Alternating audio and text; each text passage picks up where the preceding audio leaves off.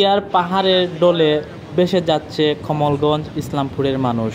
আলো নেই বর্তমানে কমলগঞ্জ ইসলামপুরের মানুষ। তো অতিরিক্ত বৃষ্টির কারণে পাহাড়ি ডলের ভেসে গেছে সব বাড়িঘর।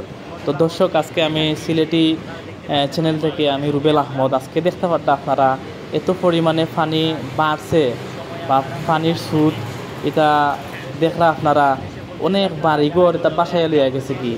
তো আবারও সেই বিপজ্জনক বন্যা আবারও আইছে। তো সবাই দোয়া করবা আমরা কমলগঞ্জর ইসলামপুরের মানুষের জন্য।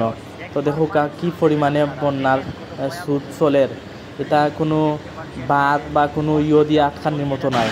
আল্লাহু আকবার, সবাই দোয়া করবা কমলগঞ্জ ইসলামপুরের মানুষের জন্য।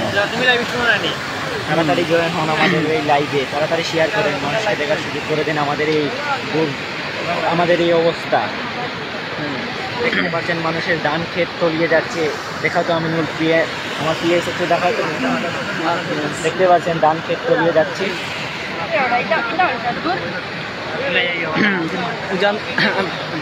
উজান থেকে নেমে আসা পাহাড়ি জল ও ভারী বৃষ্টিপাতের কারণে কমলগঞ্জ নয়না ইসলামপুরের যে দোলাই নদীর পানি বৃদ্ধি পাচ্ছে। পানিতে রয়েছে প্রচুর স্রোত, এতে বন্যা প্লাবিত হতে পারে, তাই আশঙ্কাজনক ঘর বাড়ি ও ফসলি জমি।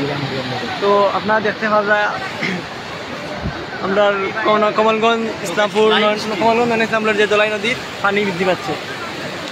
পানিতে কিন্তু প্রচুর স্রোতের কারণে 3 জন মানুষকে খুঁজে পাওয়া যাচ্ছে না, হারিয়ে গেছে ওনার স্রোতের পর।